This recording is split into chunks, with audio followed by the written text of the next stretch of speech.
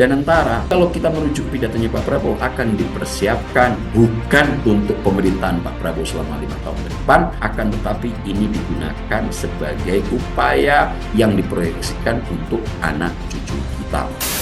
Aset under management yang nanti akan dibawahi oleh Danantara mencapai 900 miliar US dollar. Ini setara dengan 14.000 sekian triliun. Dan ini kalau dikelola dengan sangat memadai, tentu akan menjadikan Indonesia kembali tengadah muka membusung dada bahwa kita tidak hanya yang beberapa tahun terakhir ini asosiatif dengan negara pengutang.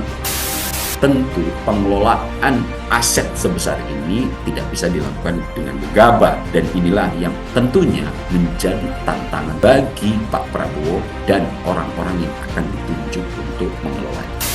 Ternyata Danantara menjadi 5 besar super holding badan usaha yang dimiliki oleh negara-negara di dunia.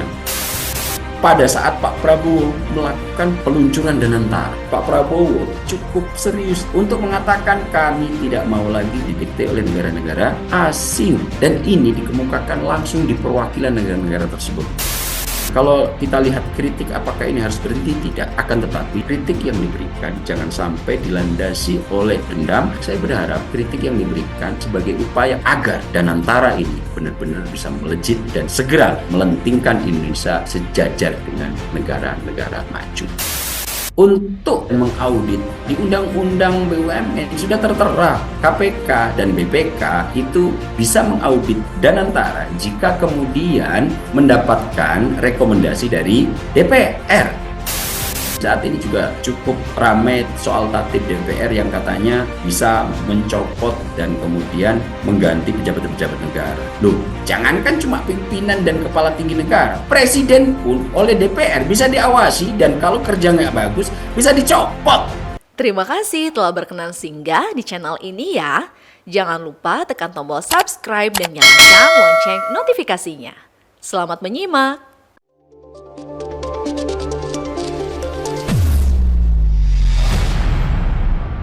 Berkolaborasi dengan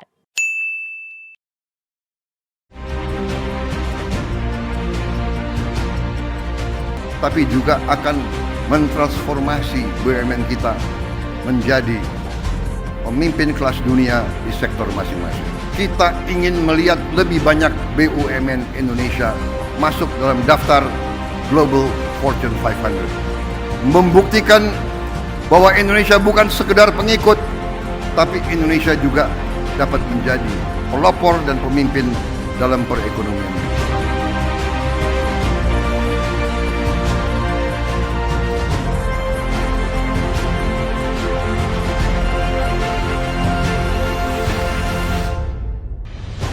Dengan mengucap Bismillahirrahmanirrahim, pada siang hari ini, hari Senin tanggal 24 Februari tahun 2025, saya, Presiden Republik Indonesia, meluncurkan Badan Pengelola Investasi Daya Anagata Nusantara, Danantara Indonesia.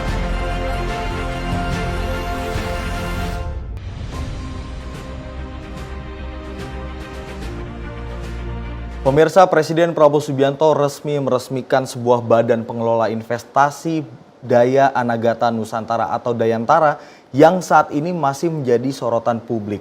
Pasalnya, badan ini akan mengelola semua investasi yang akan dikelola aset-aset negara seperti BUMN, semuanya akan menjadikan sebuah holding, yakni super holding Dayantara. Dan Danantara ini menjadi langkah Presiden Prabowo Subianto untuk mengubah cara pengelolaan kekayaan negara.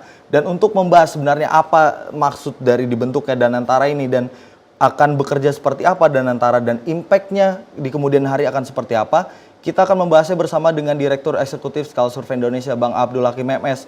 Bang Aap, selamat malam. Bang Aap, ini melihat Danantara yang merupakan tonggak sejarah ekonomi Indonesia yang mandiri, Bang Aap. Melihatnya sebenarnya Danantara ini barang apa sih, Bang Aap? Iya, Mas Andi. Saya disclaimer dulu, Mas Andi, sebelumnya bahwa background dan latar belakang saya bukan seorang ekonom, sehingga nanti saya untuk diskusikan terkait Danantara ini tidak akan memakai pendekatan ekonomi. Akan tetapi karena saya ini adalah political scientist, background pendidikan saya mulai dari jenjang strata 1 sampai strata 3 itu menggeluti bidang politik, maka akan saya lihat hubungannya antara sisi ekonomi dan politik terkait dengan persoalan Danantara ini. Nah, sebelum kita jauh mengupas terkait Danantara, Mas Andi, terlebih dahulu ada baiknya sebagai prolog, saya akan mendiskusikan terkait kenapa kemudian Danantara ini, kemudian rujukan-rujukannya Pak Prabowo tiba-tiba bikin sebuah holding besar yang baru sehari yang lalu diresmikan oleh Pak Prabowo dan mendapatkan atensi cukup luar biasa, baik itu di domestik maupun di dunia internasional. Ini semua tak lain punya kaitan erat dengan badan usaha milik negara, Mas Andi. Nah, kalau kita bicara dengan badan usaha milik negara, sejatinya ini untuk di berbagai negara memiliki peran dan kontribusi yang sangat berbeda dari satu negara dengan negara yang lain, Mas Andi. Kenapa? Untuk negara-negara yang mereka memakai sistem liberal gitu, sistem yang mendewakan total terkait kepentingan individu, bukan kepentingan sosial, maka sejatinya BUMN, badan usaha milik negara, itu tidak begitu banyak mendapatkan peran diskusi di negara-negara seperti ini. Kenapa? Karena dalam sistem ekonomi liberal, badan usaha milik negara itu lebih terbatas dibandingkan dengan negara sosial karena sistem liberal menekankan pasar bebas, persaingan, dan kepemilikan swasta sehingga pemerintah cenderung tidak banyak campur tangan dalam urusan ekonomi. Namun BUMN tetap diberikan beberapa peran.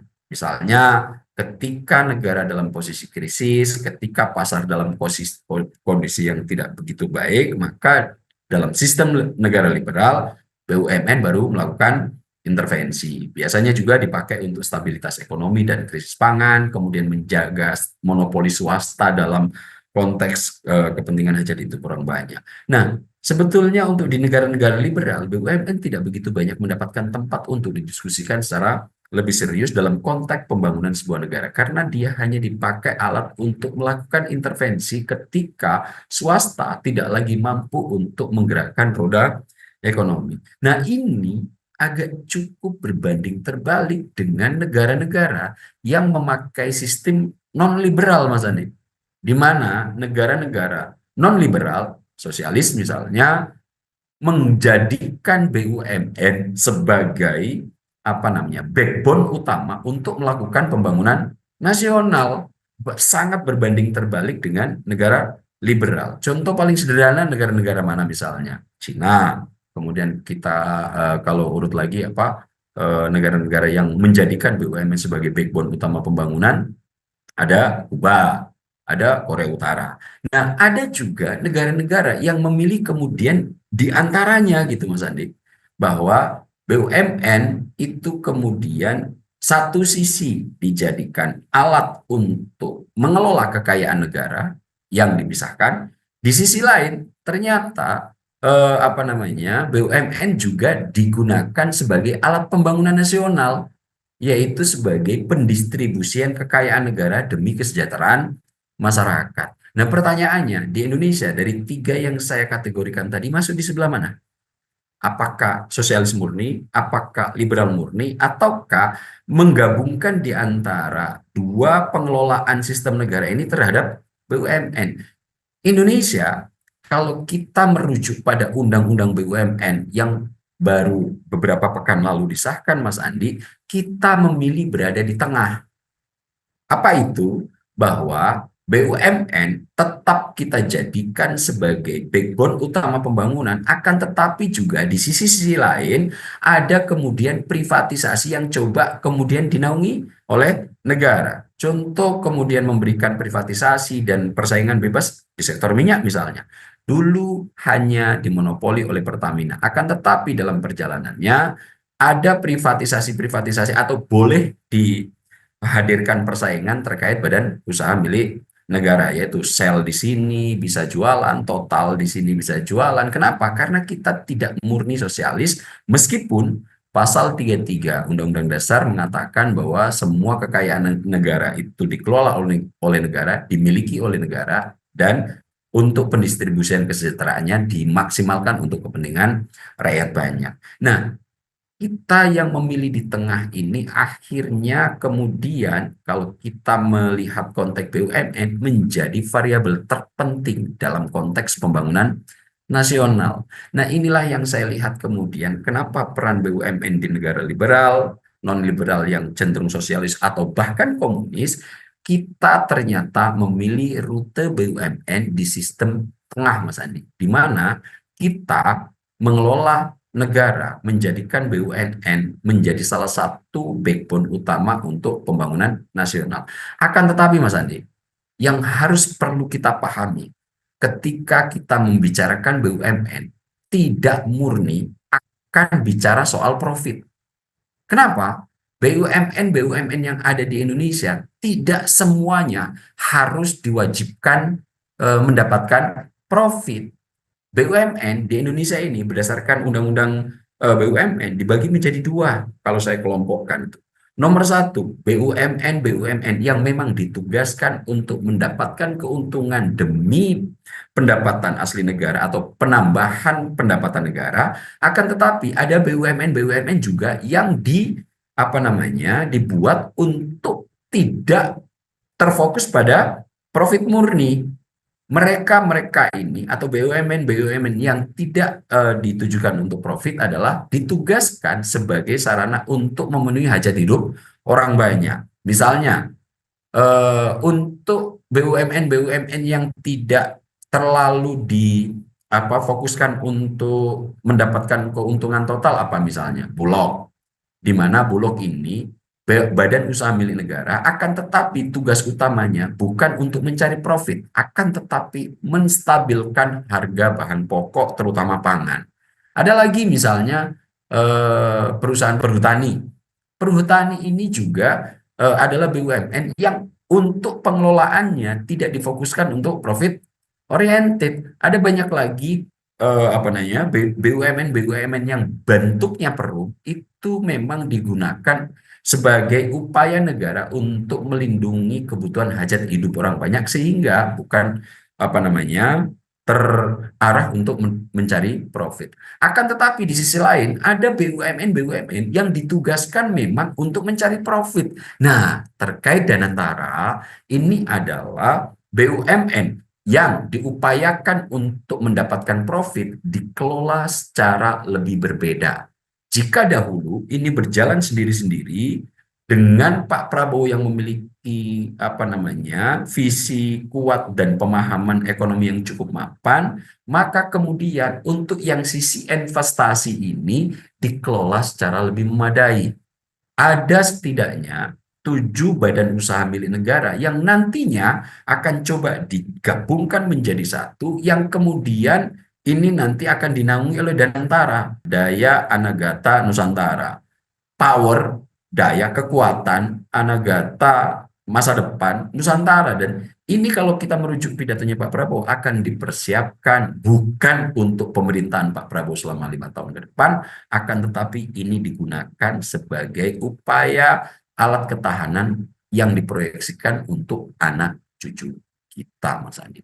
Nah, secara latar belakang inilah sebetulnya ide besar dari Pak Prabowo untuk yang saya pahami untuk membuat super holding Daya Anagata Nusantara ini.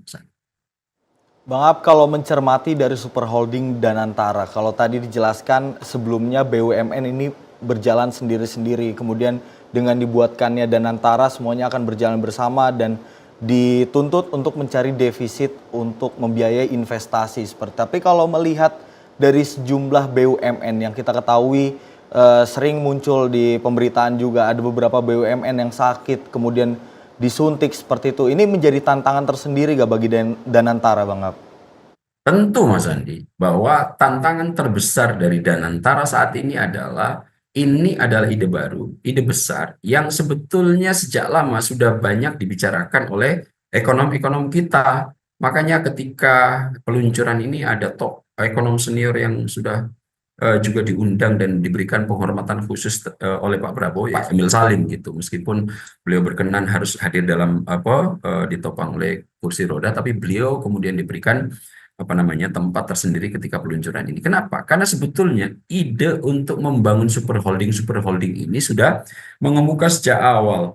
Kita tentu kalau kemudian mencari referensi terkait sovereign wealth fund ini atau dana kekayaan negara di negara-negara selain Indonesia, sejatinya ini sudah banyak dilakukan oleh negara-negara lain gitu. Bahkan negara-negara seberang kita, negara-negara jiran kita, Singapura, kemudian Malaysia juga sudah cukup lebih awal untuk melakukan pengelolaan dalam satu holding terkait badan usaha yang mereka miliki. Dan dalam perjalanannya kita lihat pengalaman Malaysia, Singapura, kemudian beberapa negara yang lain seperti Eropa cukup leluasa melakukan pengelolaan investasi dana-dana kekayaan negara yang mereka miliki.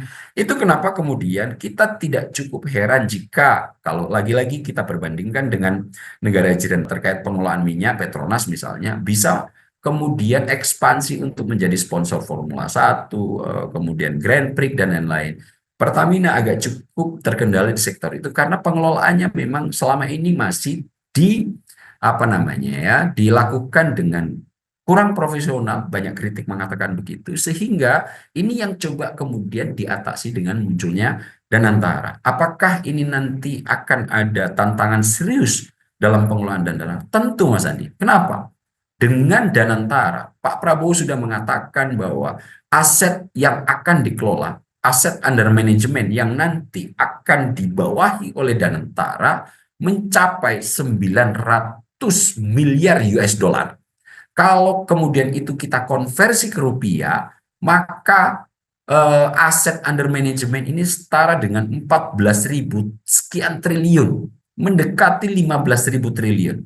Saya melihat berdasarkan berita gitu Mas Andi ya, bahwa ternyata Aum Danantara yang sebesar 900 miliar US dollar ini menjadi super holding badan usaha atau sovereign wealth fund yang dimiliki oleh negara-negara terbesar, 5 besar di dunia. Memang kalau kita lihat sovereign wealth fund yang dimiliki oleh negara-negara dunia, yang paling tinggi adalah Norwegia, kemudian disusul Cina, kemudian yang ketiga itu kalau nggak salah Uni Emirat Arab, yang keempat Kuwait, dan baru kemudian Indonesia nanti ketika Danantara ini sukses untuk dikelola. Karena aset under manajemennya mencapai 900 miliar US dollar. Tentu pengelolaan budget atau aset sebesar ini tidak bisa dilakukan dengan gegabah. Dan inilah yang tentunya menurut Mas Andi tadi menjadi tantangan tersendiri bagi Pak Prabowo dan orang-orang yang akan ditunjuk untuk mengelolanya. Baik Bang Ab tadi soal bagaimana Danantara ini akan dikelola ke depan oleh pemerintahan untuk mengelola dana investasi yang sangat begitu besar, 900 miliar US dollar, dan ini setara dengan 14, sekian triliun rupiah. Nah, kalau melihatnya Bang Ab, mengapa launching Danantara ini menuai banyak perhatian publik khususnya domestik dan juga di internasional? Apakah karena Danantara ini menjadi 5 terbesar SWF yang tadi Bang Ab jabarkan dengan total nilai modal investasi 900 miliar US dollar ini Bang Ab? Kalau saya melihat Mas Andi ya, kenapa kemudian pas peluncuran Danantara ini mendapatkan perhatian cukup serius, baik itu di domestik maupun di kancah internasional, setidaknya saya melihat ada 3 perkara.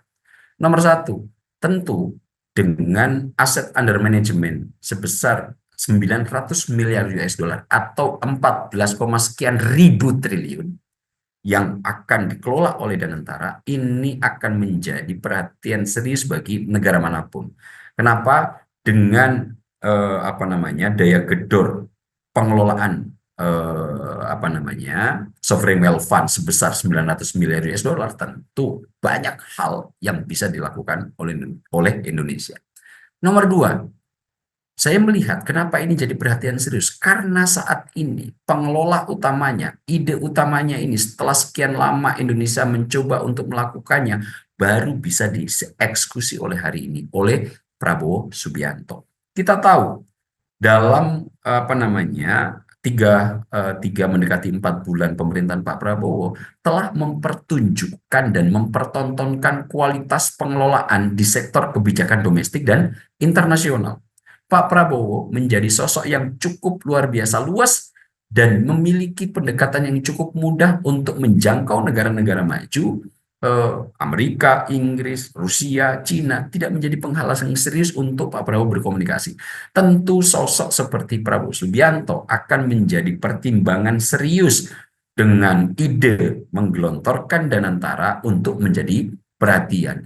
Ada banyak pihak tentu yang akan mencoba untuk segera menjalin kerjasama, pun demikian akan ada pihak-pihak yang nanti akan menimbulkan kekhawatiran. Nah, variabel Pak Prabowo sebagai sosok yang memunculkan ide ini dan bisa dieksekusi, tentu ini juga menjadi variabel nomor 2 menurut saya. Kenapa kemudian Danantara ketika diluncurkan begitu mendapatkan perhatian cukup serius. Nomor 3, saat ini Pak Prabowo fokus betul untuk menaikkan Indonesia dalam konteks pembangunan baik SDM dan pembangunan ekonomi. Ini adalah fokus utama Pak Prabowo yang sudah terekam total dalam Astacita yang digaung-gaungkan Pak Prabowo selama kampanye.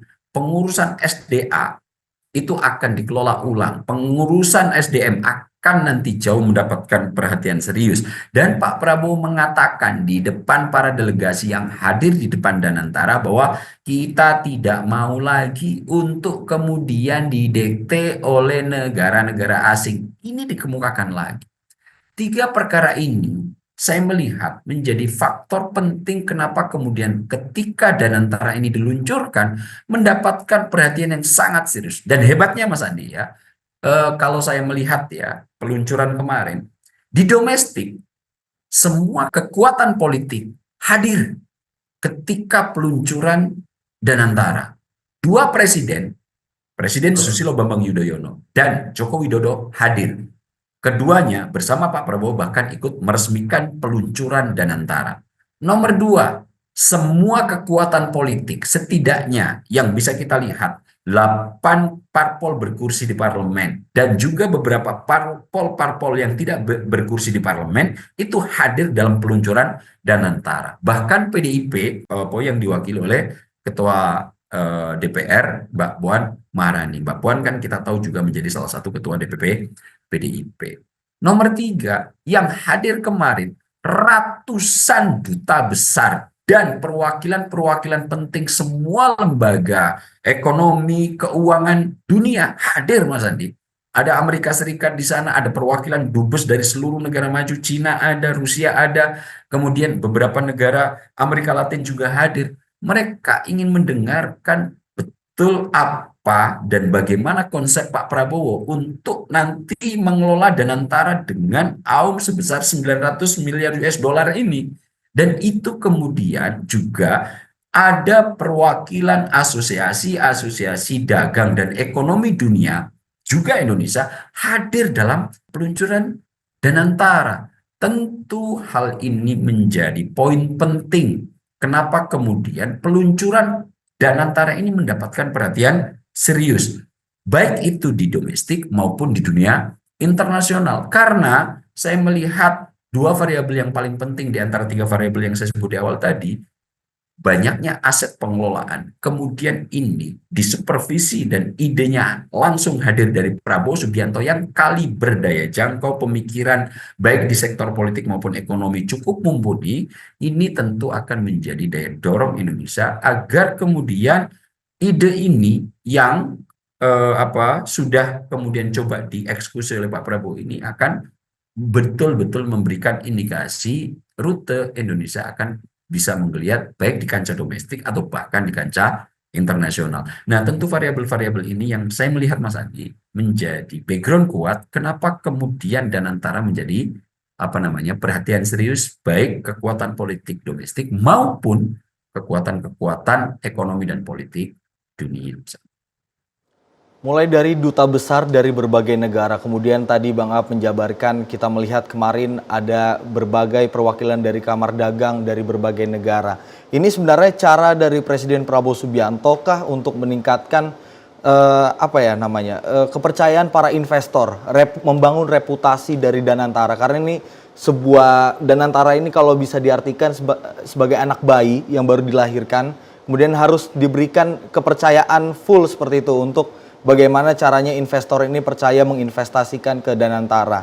Dan sebenarnya butuh waktu berapa lama sih Bang untuk menjadikan Danantara ini, kalau dari pengamatan secara politik, untuk menjadikan Danantara menjadi magnet investasi bagi dunia, butuh waktu berapa lama Bang?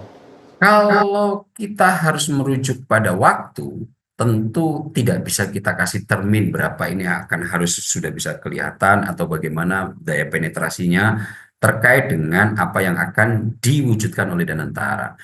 Ini semua sangat tergantung terkait bagaimana nanti Pak Rosan Roslani yang saat ini ditunjuk sebagai CEO utama Danantara berhasil menggebrak ini untuk menjadi sebuah tindakan besar yang kemudian membuat baik itu kekuatan politik di domestik maupun kancah internasional terkaget-kaget. Ini sangat terkait bagaimana nanti Pak Roslan yang ditunjuk oleh Pak Prabowo untuk mengelola Danantara yang memiliki aset under management yang besar, dan kemudian pengelolaan BUMN yang saat ini dalam tanda kutip sudah ada pemainnya masing-masing untuk disatukan dan dikoordinasikan serta diselaraskan menjadi kekuatan yang lebih besar. Tentu ini akan menjadi tantangan serius bagi Danantara, Mas Andi. Akan tetapi ya Mas Andi ya, selain tadi duta besar yang kemudian mendapatkan atensi khusus yang dilakukan Pak Prabowo ini, ada variabel terpenting lainnya. Kenapa kemudian Danantara ini sangat diapresiasi publik? Kita lihat contoh Pak Mas Andi. Pak Prabowo dalam daya jelajah tingkat internasional, dalam pengelolaan Danantara ini, apakah hanya Pak Rosan yang akan diminta untuk tergabung dalam pengelolaan? Tidak, ternyata daya jelajah Pak Prabowo lebih dari itu. Beliau berhasil mengajak mantan Perdana Menteri Inggris, Tony Blair, untuk nanti juga turut serta bagaimana nanti menginvestasikan dana yang sebesar ini, aset sebesar ini untuk dikelola menjadi kekayaan negara dalam jangka yang panjang gitu. Untuk permintaan-permintaan seperti ini, jika Pak Prabowo memang tidak punya jejaring mapan terkait hubungan personal di antara tokoh-tokoh utama dunia, tidak mungkin bisa dilakukan, Mas Andi. Akan tetapi kaliber Pak Prabowo yang memiliki daya jelajah-jelajah seperti ini, saya melihat itu menjadi variabel penting kenapa kemudian Danantara ini menjadi salah satu perhatian khusus bahkan oleh negara-negara maju saat ini. Dengan besarnya aset under manajemennya aja, itu sepertinya sudah membuat keder. Kenapa? Jauh lebih tinggi dari sovereign wealth fund-nya Malaysia, apalagi negara-negara di luar dua negara itu. Nah, ini saya melihat ada geliat baik dari pengelolaan ekonomi dan politik Pak Prabowo terkait bagaimana rute yang akan dibangun. Lagi-lagi kalau merujuk pidatonya Pak Prabowo, ini dikelola untuk anak cucu kita, bukan dikelola untuk kepentingan 5 tahun ke depan. Nah, ini konsep besar daya jelajah panjang yang dimiliki Pak Prabowo ini memberikan indikasi baik. Dan kalau melihat pengelolaan merujuk kinerja Pak Prabowo dalam 4 bulan terakhir, tentu saya masih cukup bisa meyakini meskipun kritik hadir, akan tetapi ada baiknya kita berikan kesempatan bagaimana Pak Prabowo mewujudkan ini minimal 6-12 bulan ke depan.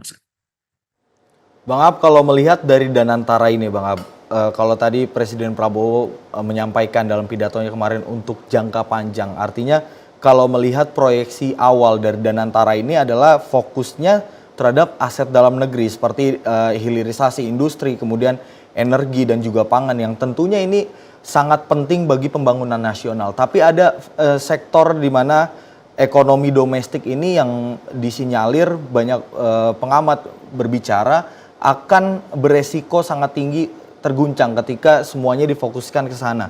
Nah, Kalau pengamatan Bang Ab, bagaimana dari karakteristik kepemimpinan Presiden Prabowo Subianto untuk mengelaborasikan ini semua Bang Ab, agar semuanya ini tidak ada yang berjalan compang-camping seperti itu?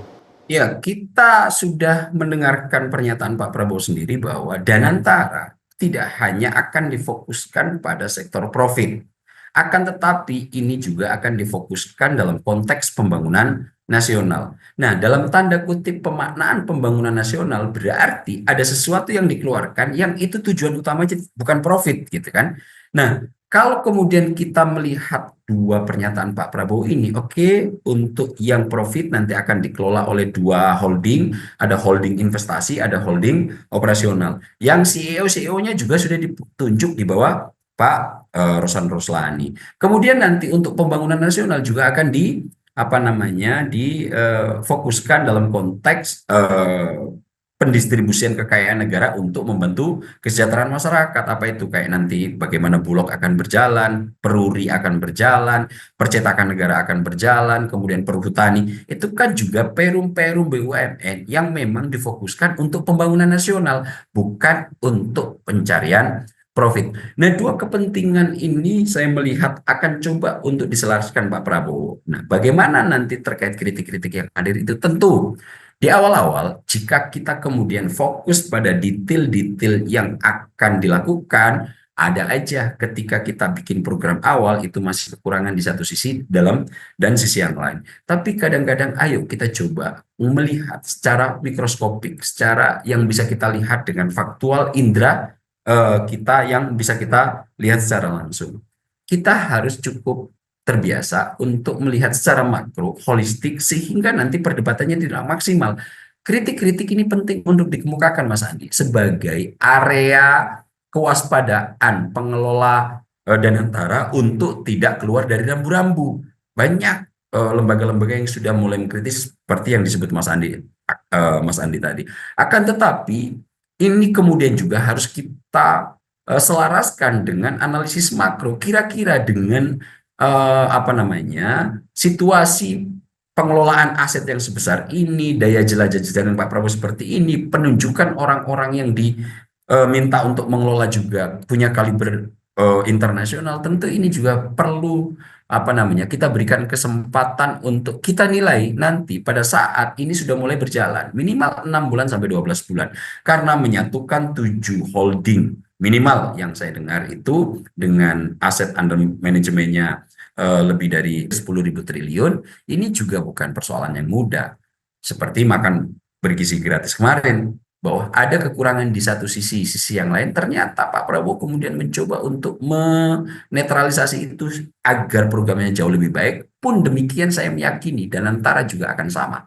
Nanti di awal-awal pasti akan ada sinkronisasi yang sedikit banyak menimbulkan ketidaknyamanan bagi mereka-mereka yang awalnya sudah cukup happy di posisi di BUMN ini. Tiba-tiba nanti kewenangannya ditarik pada satu sisi, tentu ini juga akan sedikit menimbulkan ketidaknyamanan bagi mereka-mereka yang awalnya menjadi penguasa tunggal, tiba-tiba harus menjadi subordinasi dari CEO Danantara. Nah, hal-hal seperti ini tentu mereka yang tidak puas akan mengeluarkan narasi kritik, akan tetapi secara keseluruhan, lagi-lagi kalau kita merujuk analisis, untuk pribadi saya, bagaimana kepentingan masyarakat bisa diwadahi dalam kebijakan-kebijakan yang dikeluarkan oleh Prabowo Subianto.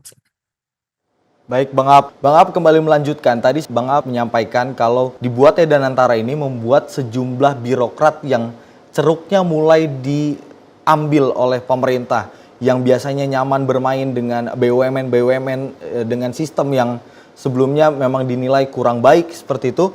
Dan apakah ini bisa dielaborasikan Bang Ab dengan masifnya di sosial media, bagaimana ada seruan untuk masyarakat yang dananya ada di kementerian-kementerian BUMN untuk segera ditarik. Ini berkesinambungan gak sih Bang dengan tantangan bagi pengelolaan Danantara yang sebesar ini? Ya, saya pribadi menilai, Mas Andi ya, pengelolaan BUMN memang beberapa waktu belakangan sejak Indonesia berdiri, banyak persoalan yang kemudian melingkupi. Dan hal ini sudah menjadi rahasia umum bagaimana BUMN memang banyak memiliki kendala-kendala ketika diaplikasikan dalam konteks backbone utama pembangunan nasional. Kita tidak perlu malu misalnya ketika membicarakan BUMN sudah menjadi rahasia umum, banyak intervensi politik yang kemudian masuk ke dalamnya. Banyak penunjukan-penunjukan komisaris yang kemudian tidak berdasarkan meritokrasi misalnya atau merit system. Banyak juga inefisiensi dan birokrasi yang berkepanjangan terkait pengelolaan BUMN. Kemudian ada belum lagi masalah utang, masalah keuangan, kemudian persaingan sektor swasta dan global, masalah tata kelola yang masih banyak di keluhkan berbagai pihak, kemudian SDM dan budaya kerja yang dipandang juga buruk, di mana sempat viral juga salah satu anggota BUMN yang mengolok-olok mereka yang tidak memiliki fasilitas kesehatan secara baik, situ BPJS, meskipun akhirnya dia menerima karmanya dengan dipecat dari BUMN gitu. Kemudian ada banyak tuntutan publik yang bisa dikatakan Mas Andi tadi melalui media sosial. Nah, kita memang cukup mafhum dan banyak kritik terkait pengelolaan BUMN selama ini. Dan kemudian hal ini ketika muncul ide besar ini, akhirnya dijadikan pintu masuk untuk diluapkan ke permukaan agar seolah-olah yang buruk bukan pengelolaan BUMN masa lalunya, akan tetapi idenya Pak Prabowo begitu. Nah, saya melihat hal ini dikeluarkan oleh mereka-mereka yang tidak cukup happy dengan ide Pak Prabowo ini karena akan adanya tadi yang saya sebut gangguan kenyamanan yang sudah mereka capai selama berpuluhan tahun, puluhan dasawarsa ini untuk menikmati kue BUMN. Nah, akhirnya yang saya lihat ada upaya-upaya memberikan rasa takut cukup luar biasa kepada publik dengan misalnya terjadi ras di bank-bank negara, ada seruan untuk mengambil dana karena ini ada pengelolaannya tidak dikhawatirkan tidak memadai. Kekurangan-kekurangan ini masih dijadikan landasan alasan untuk kemudian menimbulkan rasa takut terhadap ide yang coba dikemukakan oleh Pak Prabowo ini dan sudah dieksekusi Pak Prabowo peresmiannya. Padahal kekhawatiran-kekhawatiran ini adalah analisis yang memang jika nanti sektor pengelolaannya tidak begitu memadai dilakukan oleh Pak Prabowo bisa saja terjadi. Akan tetapi melihat kemampuan dan daya jelajah Pak Prabowo sembari melibatkan banyak pihak, tokoh-tokoh mumpuni, baik itu dari kalangan domestik di nasional Indonesia ataupun kancah internasional, saya melihat dengan merujuk 3-4 bulan terakhir apa yang telah dieksekusi Pak Prabowo dengan jawaban-jawaban solusi ketika ada persoalan-persoalan yang melingkupi masyarakat, masih cukup memadai, Mas Andi. Saya punya keyakinan tersendiri bahwa pengelolaan Pak Prabowo ini didasarkan pada kajian dan konseptual yang sangat mapan begitu. Nah, saat ini celakanya mereka-mereka yang merasa dalam tanda kutip agak sedikit membuat kenyamanan mereka terganggu, memberikan narasi-narasi ketakutan terhadap masyarakat sehingga seolah-olah ide ini yang mencuat di publik hanya sektor keburukannya aja. Tidak kemudian mencoba melihat potensi advantage dan profit yang akan diperoleh ketika Danantara ini bisa seperti holding-holding besar di Cina, Norwegia, Uni Emirat Arab, kemudian Kuwait. Yang paling bisa segera kita lihat adalah contoh negara jiran Temasek bisa cukup sukses dalam pengelolaan itu. Dan Pak Prabowo, apakah tidak punya daya jelajah untuk studi banding dengan negara-negara sukses ini? Punya. Bahkan negara dengan skaliber Inggris, itu mantan Perdana Menterinya bisa diajak untuk bertukar pikiran, bahkan dimintai konsultasinya bagaimana mengelola aset yang menjadi 5 terbesar di dunia ini. Kalau kemudian kemampuan ini tidak ada di Pak Prabowo, mungkin saya juga akan ikut ragu seperti bagaimana netizen-netizen kita meragukan kualitas pengelolaan Danantara. Akan tetapi lagi-lagi, jika kita merujuk apa yang telah dilakukan oleh Pak Prabowo sampai sejauh ini, menurut hemat saya cukup adil. Kita berikan kesempatan 6-12 bulan dalam konteks sinkronisasi penyelarasan BUMN-BUMN besar ini untuk dikelola secara lebih memadai. Apakah ini kemudian tidak meninggalkan risiko? Ada risikonya. Dan yang dikemukakan kritik-kritik ini saya berharap ini akan terus dilakukan. Akan tetapi saya sangat menghimbau secara pribadi begitu Mas Andi, jangan kemudian ini dijadikan alat politik untuk mereduksi dan meresistensi sebagai kepentingan yang paling mengemuka, sehingga informasi-informasi yang diberikan ke publik ini hanya untuk memberikan rasa takut tanpa diberikan pemahaman secara utuh bagaimana dua sisi misalnya dan antara ketika diluncurkan ada potensi besar bisa menjadikan Indonesia sebagai negara yang akan segera sejajar dengan negara-negara maju. Potensinya ada. Apakah kemudian juga tidak ada potensi untuk nanti sisi-sisi kekurangan yang lain? Ada. Cuma saya melihat dengan pengelolaan aset under management sampai 900 miliar US dollar ini, kalau dikelola dengan sangat memadai, apa yang terjadi Mas Andi? Tentu investasi kita bisa menerobos masuk ke negara-negara maju, dan ini akan menjadikan Indonesia kembali tengadah muka, membusung dada, bahwa kita tidak hanya yang beberapa tahun terakhir ini asosiatif dengan negara pengutang, di mana posisi kita cukup inferior di hadapan negara-negara ini. Kita lihat sekarang Pak Prabowo bisa berdiri dan berbitado gagah di depan semua perwakilan negara-negara, tidak hanya negara berkembang, maju Pak Prabowo. Kami tidak mau lagi didikte oleh negara asing. Ini kan posisi yang menurut hemat saya sebagai salah satu rakyat Indonesia, saya pribadi cukup bangga melihat perkembangan posisi tawar Indonesia pada saat ketika Pak Prabowo melakukan peluncuran Danantara. Bagaimana Pak Prabowo tidak begitu segan dan mimiknya cukup serius untuk mengatakan kami tidak mau lagi untuk didikte oleh negara-negara asing. Dan ini dikemukakan langsung di perwakilan negara-negara tersebut. Nah, saya melihat hal-hal yang seperti ini sebagai sesuatu yang kita sudah cukup naik level Mas Andi dalam konteks pengelolaan negara, ketika ide-ide Pak Prabowo ini aplikasikan. Tidak hanya menjadi wacana, tapi kemudian ini ditata sampai pada saat peluncuran. Saya melihat potensi itu masih tersemat dengan baik untuk dijadikan harapan di masa depan terkait kesuksesan pengelolaan Danantara. Nah, kalau kita lihat kritik, apakah ini harus berhenti? Tidak.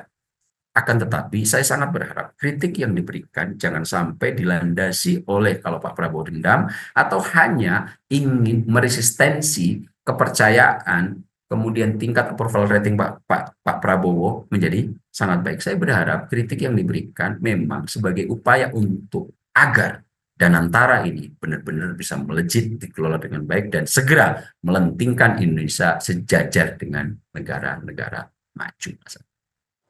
Baik, Bang Ab, ini kan kalau melihat dari Danantara, PR yang di awal adalah bagaimana menata ulang perusahaan-perusahaan BUMN yang sebelumnya dikelola dengan pola birokratis seperti yang tadi Bang Ab sampaikan gitu. Kalau saya simpulkan, ada birokrat-birokrat yang merasa terganggu. Kemudian ada juga bagaimana tantangan bagi Danantara ini terkait dengan konflik kepentingan di sana. Kemudian ada potensi intervensi politik yang dikhawatirkan publik bisa menghambat kinerja dan fungsi dari Danantara itu sendiri. Kemudian juga yang mau ditanyakan Bang Ab terkait dengan spekulasi publik yang menilai Danantara ini kebal terhadap hukum seperti itu. Nah, sebenarnya aturan jelasnya ini seperti apa sih Bang Ab? Karena dikhawatirkan Danantara ini adalah super holding yang besar, memegang seluruh aset negara. Ini pengawasannya seperti apa dan berjalan seperti apa nanti ke depannya Bang Ab? Kalau merujuk dari pidato Pak Prabowo mengatakan dengan cukup jelas dan clear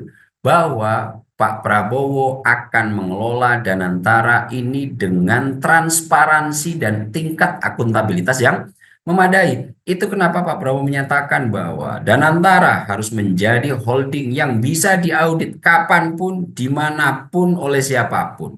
Akan tetapi memang ketika Danantara nanti dikelola seperti ini, ada rambu-rambu dan aturannya. Beberapa pihak mengkritik bahwa Danantara ini akan menjadi lembaga super body yang tidak bisa apa namanya audit oleh pihak BPK dan KPK misalnya. Nah, kalau kita urai secara lebih jauh Mas Andi, untuk mendeteksi dan mengaudit Danantara di Undang-Undang BUMN sudah tertera tidak betul bahwa BPK dan KPK itu misalnya tidak boleh melakukan audit terhadap Danantara. Cuma memang di situ ada kalimat yang apa namanya menambahkan bahwa KPK dan BPK itu bisa mengaudit Danantara jika kemudian mendapatkan rekomendasi dari DPR. Siapa yang berhak melakukan evaluasi-evaluasi terhadap semua penyelenggaraan negara dalam konteks negara demokrasi? Checks and balances, DPR berdiri independen, Presiden berdiri independen, kemudian juga yudikatif berdiri independen, akan tapi daulah tertinggi ada tetap di tangan rakyat. Nah, daulah ini representasi utamanya melalui pemilu diserahkan oleh wakil-wakilnya di DPR. Nah, apakah kemudian Danantara ini tidak ada yang audit? Tidak, itu akan selalu diaudit bahkan oleh lembaga-lembaga independen gitu. Nah, apakah BPK, KPK tidak bisa masuk untuk melakukan pengelolaan terhadap audit pengelolaan Danantara? Ada. Nah, hal-hal yang semacam ini saya berharap kritik yang diberikan tidak kemudian menutup informasi di sebelahnya gitu Mas Andi. Yang kadang-kadang ini yang banyak disampaikan ke publik itu adalah memberikan rasa takut dengan mengatakan bahwa Pak Prabowo mengatakan Danantara bebas diaudit, tapi ternyata ini nggak bisa diaudit. Berhenti di situ. Bahwa tidak kemudian diinformasikan prosedurnya, kemudian KPK, BPK nanti kalau ingin melakukan audit dan mendapatkan informasi terkait pengelolaan, diskusi dengan DPR. Kan memang rute pengelolaan negara ini eksekutif selalu diskusi dengan legislatif dalam konteks untuk menggelontorkan kebijakan apapun, anggaran, kemitraan, semuanya harus didiskusikan antara eksekutif dan DPR. Rapat dengar pendapat, KPK, BPK, apakah tidak punya mitra DPR? Punya. Komisi-komisi ini akan mencoba mendiskusikan itu. Nah, hal-hal yang seperti ini kadang-kadang oleh mereka yang ingin mengkritik Pak Prabowo hanya berhenti di narasi untuk kepentingan mereka pribadi. Tidak kemudian menyampaikan informasi ini secara utuh sehingga masyarakat betul-betul mendapatkan pemahaman yang komprehensif atau menyeluruh. Nah, ini yang kadang-kadang saya juga agak cukup terpantik mendorong agar masyarakat juga tidak banyak nanti akhirnya terpengaruh dengan informasi-informasi yang semacam ini. Ada baiknya masyarakat nanti juga menjadi masyarakat yang cerdas, kritis, yang tidak kemudian terbawa hanya narasi-narasi sepenggal yang mereka keluarkan.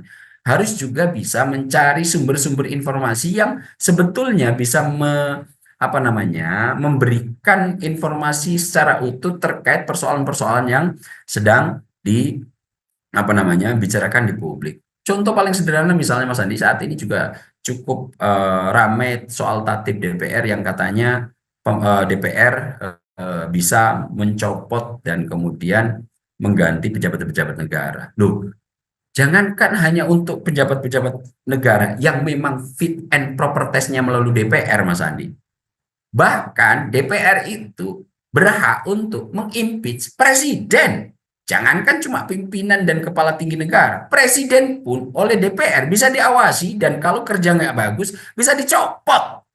Nah, hal-hal yang semacam ini nih yang kadang-kadang membuat saya melihat narasi-narasi yang dibangun oleh para pengkritik ini tidak kemudian komprehensif yang disampaikan secara utuh kepada masyarakat. Mereka hanya mengambil sequel parsial yang memang hanya diarahkan terhadap kepentingan-kepentingan mereka pribadi. Nah, ini saya berharap para pengkritik terus bisa memberikan kritik yang memadai dan mengurai informasi secara utuh, tidak kemudian parsial, hanya dikhususkan untuk kepentingan pribadinya dengan menyimpan informasi-informasi yang semestinya juga publik tahu di sektor itu. Nah, inilah yang kadang-kadang saya agak cukup miris dengan kritikus-kritikus kita yang memang kepentingan politik baik itu kelembagaannya atau dalam konteks politik nasional jauh melampaui dibandingkan kepentingan rakyat masyarakat secara menyeluruh. Baik, artinya kritikan sangat diperlukan oleh pemerintah, tapi kritikan yang memadai tentunya ya Bang Abi. Jangan sampai sebuah ide dan gagasan yang besar untuk kemajuan Indonesia ke depan ini justru dihalangi oleh WNI kita sendiri nih, masyarakat kita sendiri yang menghalangi itu ke depan. Dan itu Mas Andi sebentar, dan itu yang kemudian menjadi keluhan total Pak Prabowo. Di mana tidak hanya di domestik Mas Andi, bahkan di dunia internasional, Pak Prabowo berani mengkritik negara-negara Muslim. Kenapa? Kita ini mudah dipecah belah. Kita ini dikasih satu informasi itu kita cukup luar biasa dipecah belah. Dan ini yang selalu dikeluhkan oleh Pak Prabowo. Kenapa kita ini tidak menjadi bangsa yang bersatu demi kepentingan kita? Kenapa kita lebih membela bangsa asing? Yang kemudian kalau kita telaah secara lebih menyeluruh, ini sangat menyengsarakan masyarakat kita. Nah inilah yang saya lihat diperjuangkan total oleh Pak Prabowo agar ini bisa dirangkul. Dan mudah-mudahan Pak Prabowo cukup kuat untuk menghadapi hal-hal yang ini. Oke, baik Bang Ab, terima kasih banyak. Semoga kita doakan pemerintah ke depan tentunya dengan hadirnya Danantara, dengan sebuah cita-cita yang besar kita harapkan berjalan sebagaimana mestinya, dan kalaupun ada tantangan mungkin kita sebagai masyarakat Indonesia tentunya harus turut ikut menyelesaikan tantangan tersebut bersama dengan pemerintah. Bang Ab, sekali lagi terima kasih sudah mau bergabung dengan Sinpo TV untuk membahas bagaimana Danantara ini. Sekali lagi terima kasih, salam sehat Bang Ab. Salam sehat. Terima kasih sudah menonton video ini sampai akhir ya. Agar tidak tertinggal video-video kami selanjutnya, yuk jangan lupa tekan tombol subscribe dan nyalakan lonceng notifikasinya. Dan untuk berdiskusi silahkan tulis pendapatmu di kolom komentar ya.